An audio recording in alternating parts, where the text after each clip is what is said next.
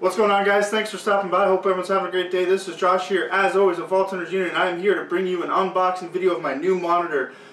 If you guys saw my video from the past, I'll put it down below. I finally built my first custom computer. The monitor I had before was a great monitor for the price. It was the BenQ XL2430T, one of the best monitors in its price range. Definitely had specs that you would find on higher end monitors, but I only paid like $150 for the monitor. It was awesome. Great purchase, but it was definitely a bottleneck on this current setup, because on this current setup I'm running Battlefield 4 at over 100 frames per second on Ultra, so I wasn't being able to push the computer and use the computer to its full potential. So I decided to get a new monitor. At first I was thinking of going with a triple monitor setup with 3 cheaper monitors for the surround experience, but I decided instead to just get one really good monitor and then have to keep the second one, the current one I have now, as a secondary monitor. Then I had to decide whether I wanted to go 1440p or 144 Hertz. I decided ultimately that it's always been this way, I'd rather have a good solid frame rate than I would have really high-end graphics. So I decided to just go ahead and get a 144 Hertz monitor. This is the BenQ XL2430T. It's definitely probably the best 24-inch 144 Hertz monitor. After that you start getting into 27. 27 I was going to get one, but 27 inches with my 24-inch monitor I think would look kind of weird. We're going to go ahead and open this now. I'm just going to show you bit by bit each part as we open it up, and then we will talk about it after. Okay guys, we're going to go through this pretty quick because this unboxing does take a couple minutes here, and I sped up some of the in-between parts just so we can keep this video short and sweet. The first thing that you're going to see in this box is the manual, the CD, the warranty information. Pretty self-explanatory. This next thing is actually really cool. This is a cover for the monitor if you're going to be transporting it. You can put this over top of it. It's got a hole in the top for the handle that's on the back of this monitor's plate, and it's also very nice solid material. It's really cool and I definitely trust it. The next thing here is the USB cable. This monitor has 2 USB 3 slots on it, so you need to have USB power to it, and that's what that does. That just connects to your computer and supplies it with power.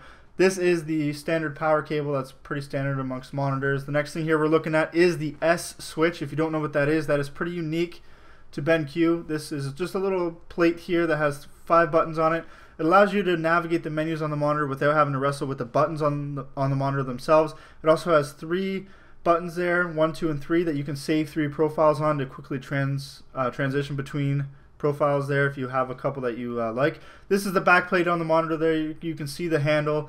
This is a really well designed thing. You can see the measurement on the side for precise leveling. This is extremely heavy. It is made of aluminum. It probably weighs more, that little piece there, than my other monitor combined. This is a bottom plate which connects, obviously you can see in the top right, they connect together.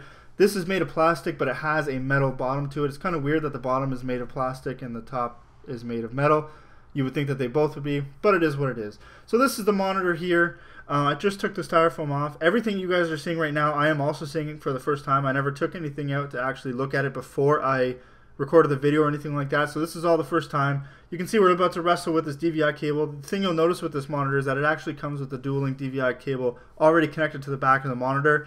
I don't know, I think that's pretty standard with these monitors. I don't know if other 144 Hertz monitors do that, but this one definitely does, and it's a sign that the dual link DVI is the way you want to go for 144 Hertz. That's really the only way, I believe, to see 144 Hertz. So we're going to take this monitor out really quick and go over all the specifications. This monitor does feel very light in the hands, not too heavy, not too light, but it is very solid. It looks like 3 scratches right there, but those are not scratches. Looking over at the sticker that's on the monitor, you can see 144 Hertz, 1 millisecond response time, that's arguable. Adjustment scale, new S switch, color vibrance, auto game mode to go, motion blur reduction, black equalizer, and low blue light. This takes a lot of what was on the 2420 and the 2411 and really improves them, and this turns this monitor into the best gaming monitor out there, in my opinion and in many people's opinions, on the 24-inch size. Now, looking at the back here on the bottom, you can see that there is a microphone port, display port, micro USB for the S switch, a VGA, dual link DVI, 2 HDMI slots, and then you can see on the right there was the USB powered, that's where the USB plugs in the computer to power these babies. You can see another microphone slot, headphone slot, 2 USB 3 ports, and then that right there is a shelf for the for your gaming headset if you want to store it there. It won't work for mine because mine is a rechargeable one. So now I'm just going to show you really quickly how to assemble this monitor and show you how easily it comes together. The bottom plate and the top plate just kind of twist together. What I edited out here is that there is a little locking screw on the bottom that you need to twist as well, otherwise the top can easily fall off the bottom. You're not going to want that with a premium monitor like this. Next thing we're going to do is lay down the top monitor, the actual screen itself, and then we're going to show you how this whole unit slides into it. It's a very audible click, but I edited the audio out of this video just so you guys can hear my lovely voice. So the next thing we're going to do is I'm going to ask you guys to not be too jealous of my camera work here. We're going to do a 360-degree view of the fully assembled monitor. Looking around this monitor here, you can see the little cup holder looking thing in the front. That's for the S switch. This monitor has a very amazing looking, high quality feel to it, and it is very well solidly built, extremely premium, and you better get a premium product if you're paying the price you're going to pay for this monitor. So the next thing I'm going to do is actually set it up and put it beside my current monitor so you guys can see the difference between this monitor and the monitor I was actually using before. So here you can see the new monitor on the left and the old monitor on the right. I don't really think I need to explain exactly what's different here. You can see the yellows are much better. This is just a Windows background. I haven't run it through any sort of stress test or anything to compare. The colors are way better on the left monitor. I haven't even really calibrated or anything like that. The viewing angles are way better. You can see the right monitor is already going dark there, whereas the left monitor is holding strong. This is the difference between a premium monitor and a budget monitor. And I definitely recommend if you're a serious gamer, you definitely get a high-end monitor, even if it really isn't 144 Hz. Alright guys, I hope you guys enjoyed the unboxing video of my new 2430T. Again, it is probably one of, if not the best, all-around gaming monitor that's not like $800, $900, $1,000. If you are looking to get it, there's one thing I want to advise you of before you do, is that this monitor is not 3D capable. The 2420 and the 2411, which were previous models, were 3D capable. Most 144 Hz monitors are. This one wasn't for some reason, and I don't really understand why, but at the end of the day, it's not. So if you're looking to game in 3D, this won't be the monitor for you. One thing I wish BenQ would have added is actually a couple things. The first thing is I really wish that they would have added speakers.